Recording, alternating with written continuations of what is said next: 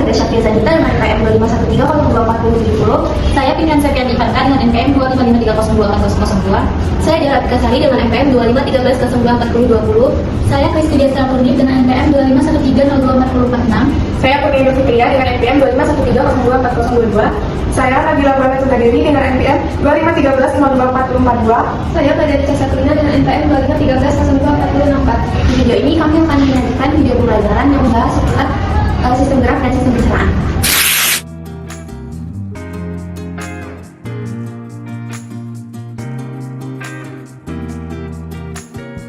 Apakah kamu sering duduk lama sambil bermain ponsel atau belajar di depan laptop? Hati-hati, karena kebiasaan ini bisa mempengaruhi kesehatan tulang belakangmu.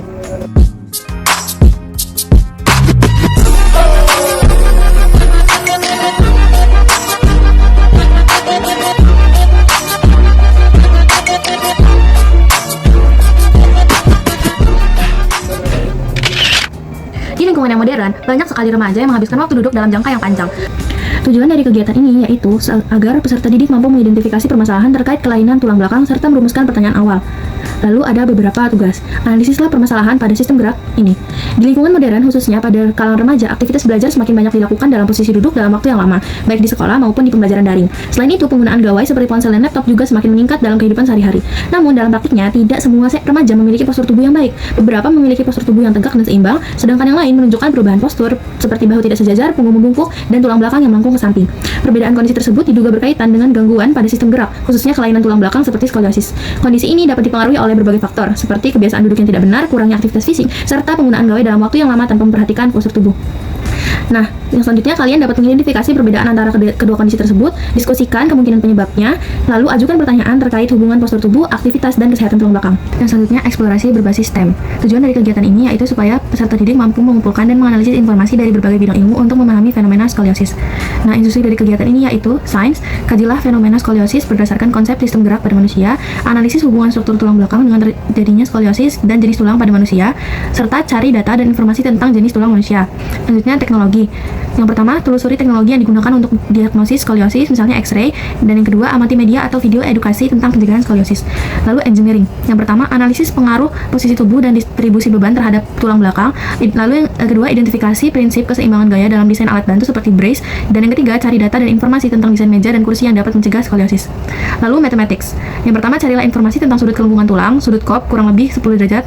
Lalu analisis tingkat keparahan skoliosis berdasarkan besaran sudut tersebut.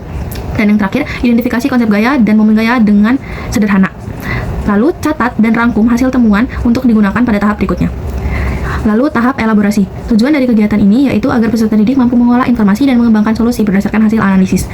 Instruksi kegiatannya yaitu yang pertama, diskusikan hasil eksplorasi bersama kelompok, analisis keterkaitan antara penyebab, dampak, dan mekanisme terjadinya skoliosis, gunakan hasil analisis matematika, sudut kop, dan konsep gaya untuk menjelaskan kondisi tulang belakang, rancang solusi sederhana, misalnya perbaikan postur atau desain brace berdasarkan hasil analisis tersebut, evaluasi dan perbaiki solusi agar lebih efektif, lalu sajikan hasil dalam bentuk laporan, peta konsep, dan infografis. Lalu tahap konfirmasi. Tujuan dari tahap ini yaitu agar peserta didik mampu memvalidasi hasil pemikiran dan memperkuat pemahamannya. Instruksi kegiatannya yaitu yang pertama, presentasikan hasil diskusi kelompok, berikan tanggapan atau pertanyaan terhadap kelompok lain, perbaiki hasil kerja berdasarkan masukan yang diperoleh, lalu cocokkan hasil analisis dengan sumber ilmiah atau penjelasan dari guru. Dan yang terakhir yaitu tahap penutup. Tujuan dari kegiatan ini yaitu peserta didik mampu menyimpulkan dan merefleksikan hasil pembelajaran. Instruksi kegiatannya yaitu yang pertama, tuliskan kesimpulan tentang hubungan sistem gerak, matematika, dan skoliosis, refleksikan pemahaman yang diperoleh, identifikasikan hal yang masih perlu dipelajari, dan terapkan kebiasaan yang dapat menjaga kesehatan tulang dalam kehidupan sehari-hari.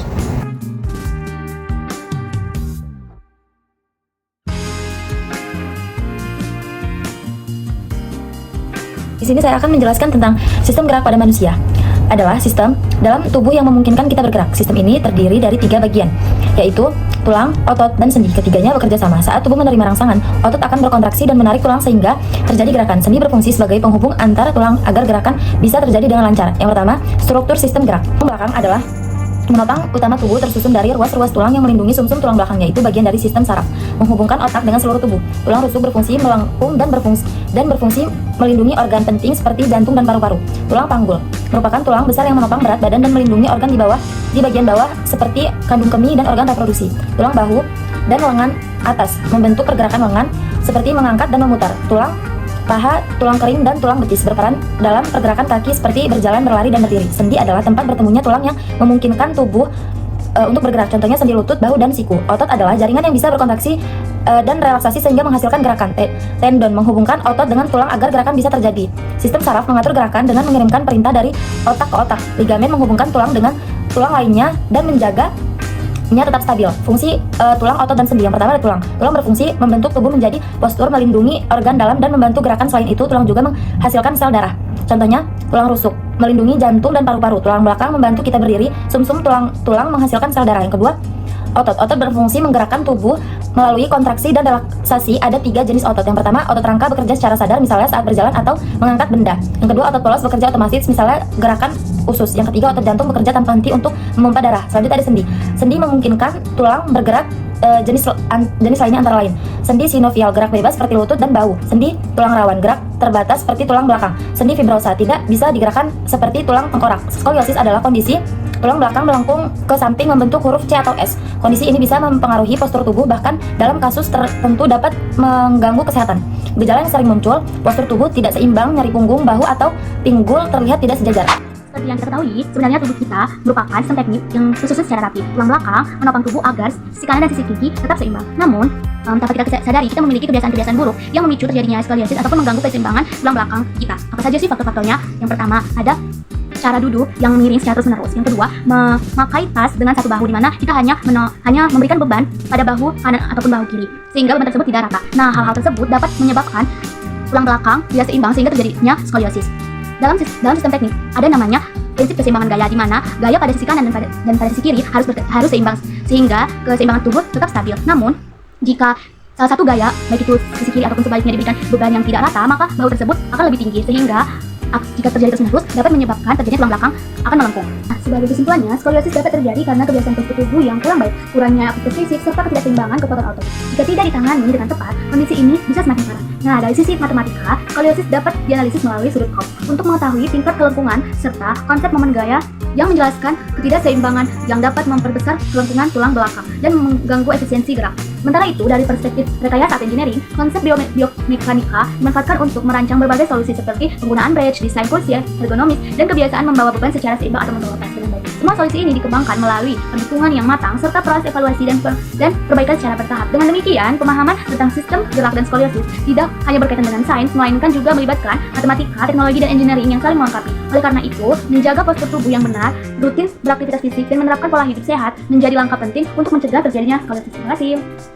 Baik, dari materi sistem gerak tadi, kami telah membuat beberapa pertanyaan. Berikut beberapa pertanyaan dan jawabannya. Simak yang baik ya teman-teman.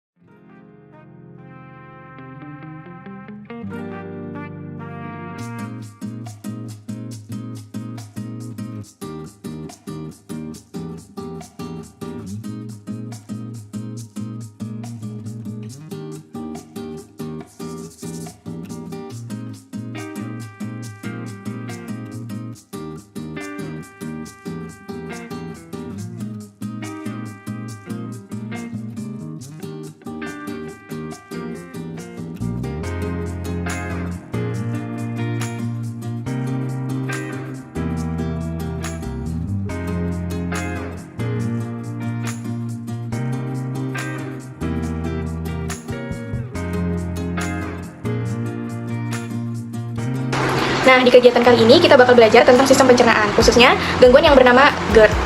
Ever since I was a kid, I've been a dream. If I was you, I could have went. So tight over her body, oh, she was small and I don't mind it. Ever since I was a dream, I'm a legend. Nah, di kegiatan kali ini kita bakal belajar tentang sistem pencernaan, khususnya gangguan yang bernama GERD. Di bagian pertama, kita bakal mulai dengan menganalisis fenomena yang sering terjadi di kehidupan remaja sekarang. Jadi, tolong analisis analisislah kasus berikut. Di lingkungan modern, khususnya pada kalangan remaja, pola hidup semakin berubah seiring meningkatnya aktivitas dan penggunaan teknologi. Jadi, banyak remaja yang memiliki jadwal padat sehingga sering mengabaikan pola makan yang teratur. Selain itu, konsumsi makanan cepat saji, makanan pedas, serta minuman berkafein juga semakin meningkat. Namun, dalam kenyataannya, tidak semua remaja itu memiliki kondisi sistem pencernaan yang sehat. Jadi, ada beberapa remaja dapat menjalani aktivitas tanpa gangguan pencernaan, dan ada juga yang menjalani keluhan seperti nyeri ulu hati ataupun adanya sensasi terbakar di dada hingga gangguan tidur. Jadi perbedaan kondisi tersebut itu diduga berkaitan dengan gangguan pada sistem pencernaan, khususnya naiknya asam lambung ke kerongkongan atau bunker. Nah, kondisi ini dipengaruhi oleh kebiasaan hidup yang kurang sehat seperti pola makan tidak teratur, konsumsi makanan tertentu, kebiasaan langsung berbaring setelah makan, serta tingkat stres yang tinggi. Dari kasus tersebut, kita diminta untuk mengidentifikasi bagian-bagian utama sistem pencernaan beserta fungsinya. Terus, kita diskusikan juga kemungkinan gangguan yang terjadi khususnya GERD. Dan terakhir, di bagian ini kita diminta juga untuk menyusun beberapa pertanyaan awal yang berkaitan dengan pola makan dan pengaruhnya terhadap sistem pencernaan. Nah, selanjutnya kita masuk ke tahap eksplorasi berbasis STEM. Di tahap ini, kalian diminta untuk mengumpulkan, menganalisis, dan mengaitkan informasi dari berbagai bidang ilmu untuk memahami sistem pencernaan dan GERD. Dari sisi sains, yang pertama, silahkan kalian kaji bagaimana proses pencernaan makanan dalam tubuh manusia. Yang kedua, identifikasi organ-organ pencernaan beserta fungsinya. Dan yang ketiga, analisislah hubungan antara fungsi lambung dan kerongkongan dengan terjadinya GERD. Selanjutnya, dari sisi teknologi. Yang pertama, telusurilah berbagai teknologi yang digunakan untuk mendiagnosis gangguan pencernaan seperti GERD. Yang kedua, amati juga video edukasi tentang cara menjaga kesehatan sistem pencernaan. Dan yang ketiga, identifikasilah peran teknologi dalam pengobatan gangguan pencernaan. Kemudian dari sisi engineering. Yang pertama, kajilah cara pengolahan makanan yang sehat. Yang kedua, analisislah hubungan antara kebiasaan makan dengan kesehatan lambung. Dan yang ketiga, tentukan solusi sederhana yang bisa dilakukan sehari-hari untuk mencegah GERD. Kemudian dari sisi matematika. Yang pertama, analisislah kebutuhan kalori harian berdasarkan aktivitas kalian. Yang kedua, identifikasilah pola makan yang ideal, baik dari segi frekuensi maupun porsi. Serta, yang ketiga, tentukan durasi waktu yang tepat antara makan dan waktu istirahat. Setelah melakukan eksplorasi, kita lanjut ke tahap elaborasi. Di tahap ini, kalian diminta untuk mendiskusikan hasil eksplorasi bersama kelompok dan bandingkan informasi yang sudah kalian dapatkan dari berbagai sumber. Kemudian, susun hasil diskusi tersebut dalam bentuk laporan, peta konsep, ataupun infografis. Selain itu, analisislah juga keterkaitan antara pola makan, proses pencernaan, dan GERD. Dan rancang solusi sederhana yang bisa diterapkan untuk menjaga kesehatan sistem pencernaan. Selanjutnya, kita masuk ke tahap konfirmasi. Di sini, kalian akan mempresentasikan hasil diskusi kelompok di depan kelas. Berikan juga tanggapan atau pertanyaan terhadap hasil kelompok lain. Setelah itu, perbaiki hasil kerja kalian berdasarkan masukan yang diperoleh. Dan yang terakhir, cocokkan hasil analisis kalian dengan sumber ilmiah atau penjelasan dari guru. Di bagian penutup, kalian diminta untuk menuliskan kesimpulan dan pembelajaran yang telah dilakukan. Lakukan refleksi terhadap pemahaman yang sudah kalian peroleh selama kegiatan. Kemudian, identifikasi hal-hal yang masih perlu dipelajari lebih lanjut. Dan yang paling penting, itu mulai terapkan pola makan sehat serta kebiasaan baik untuk menjaga kesehatan sistem pencernaan. Sistem pencernaan manusia adalah proses tubuh dalam mengolah makanan menjadi zat yang lebih sederhana agar dapat diserap dan digunakan sebagai sumber energi. Proses ini dimulai dari mulut saat makanan dikunyah oleh gigi dan dicampur dengan air liur yang membantu memecah makanan secara awal. Setelah itu, makanan akan masuk ke kerongkongan dan didorong menuju lambung melalui gerakan peristaltik. Di dalam lambung, makanan diaduk dan dicerna dengan bantuan asam serta enzim hingga berubah menjadi bentuk yang lebih halus. Selanjutnya, makanan masuk ke usus halus, tempat terjadinya pencernaan lanjutan, sekaligus penyerapan zat penting seperti glukosa, asam amino, dan lemak ke dalam tubuh. Sisa makanan yang tidak diserap kemudian menuju usus besar untuk diserap airnya dan dibentuk menjadi feses. Dalam proses ini, organ tambahan seperti hati, kantung empedu, dan pankreas juga berperan penting dalam membantu pencernaan. Namun, jika pencernaan tidak dijaga dengan baik, dapat muncul gangguan seperti naiknya asam lambung atau yang dikenal dengan GERD. Oleh karena itu, penting bagi kita untuk menjaga pola makan dan gaya hidup sehat agar sistem pencernaan tetap bekerja dengan optimal. GERD atau gastroesophageal reflux disease adalah penyakit asam lambung yang disebabkan oleh melemahnya katup atau sfinkter yang terletak di kerongkongan bagian bawah. Normalnya, katup ini akan terbuka untuk memungkinkan makanan serta minuman masuk menuju lambung dan dicerna. Setelah makanan atau minuman masuk ke lambung, katup ini akan tertutup kencang guna mencegah isi lambung kembali naik ke kerongkongan. Namun pada penderita GERD, katup ini melemah sehingga tidak dapat menutup dengan baik. Hal ini mengakibatkan isi lambung yang berisi makanan dan asam lambung naik ke kerongkongan. Apabila kondisi ini terjadi terus-menerus, lapisan kerongkongan akan mengalami iritasi hingga peradangan dan lama-kelamaan menjadi lemah. Cara sederhana mencegah GERD berdasarkan kebersihan makanan, cara pengolahan, dan pola makan sehari-hari. Yang pertama, jaga higiene dan sanitasi makanan. Pastikan makanan yang dikonsumsi bersih dan aman. Biasakan mencuci tangan sebelum makan, menggunakan alat yang bersih, serta menyimpan makanan dalam kondisi tertutup agar tidak terkontaminasi. Yang kedua, cegah kontaminasi makanan. Pisahkan makanan mentah dan matang, hindari penggunaan alat kotor, dan jaga kebersihan lingkungan agar makanan tidak terpapar kuman atau zat berbahaya. Yang ketiga, perhatikan proses pengolahan. Masak makanan dengan benar dan pastikan dapur serta peralatan dalam kondisi higienis. Penjamah makanan juga harus sehat agar tidak menjadi sumber penyakit. Yang keempat, terapkan pola makan sehat. Makan secara teratur teratur, dan hindari telat makan. Kebiasaan makan yang buruk dapat memicu gangguan seperti gastritis yang bisa berkembang menjadi GERD. Yang kelima, pilih makanan yang tepat. Kurangi makanan pedas, berlemak, dan cepat saji. Pilih makanan bergizi dan mudah dicerna agar kesehatan lambung tetap terjaga. Yang keenam, hindari kebiasaan pemicu. Jangan langsung tidur setelah makan, kurangi kopi, dan hindari faktor risiko seperti infeksi bakteri Helicobacter pylori. GERD adalah gangguan pencernaan yang terjadi ketika asam lambung naik ke kerongkongan akibat lemahnya katup esofagus. Kondisi ini sangat dipengaruhi oleh gaya hidup, terutama pola makanan dan kebiasaan sehari-hari. Penyebab utama GERD antara lain pola makan yang tidak teratur, sering mengonsumsi makanan tidak sehat, posisi tubuh yang salah setelah makan, serta kurangnya waktu istirahat. Secara ilmiah, semakin tinggi tekanan di lambung dan semakin lambat proses pengosongan lambung, maka risiko terjadi GERD juga semakin besar. Selain itu, kebersihan makanan juga penting. Higiene dan sanitasi yang buruk dapat memicu gangguan pencernaan yang memperparah kondisi lambung. Namun, kabar baiknya, GERD bisa dicegah dan dikendalikan dengan cara sederhana, seperti makan teratur dengan porsi kecil tapi sering, menghindari makanan pemicu, tidak langsung berbaring setelah makan, menjaga berat badan ideal, memperbaiki posisi tidur, serta menjaga kebersihan makanan. Dengan menerapkan pola hidup sehat secara konsisten, kita bisa menjaga kesehatan pencernaan dan meningkatkan kualitas hidup. Baik, dari materi sistem pencernaan tadi, kami telah membuat beberapa pertanyaan. Berikut beberapa pertanyaan dan juga jawabannya. Simak yang baik ya teman-teman.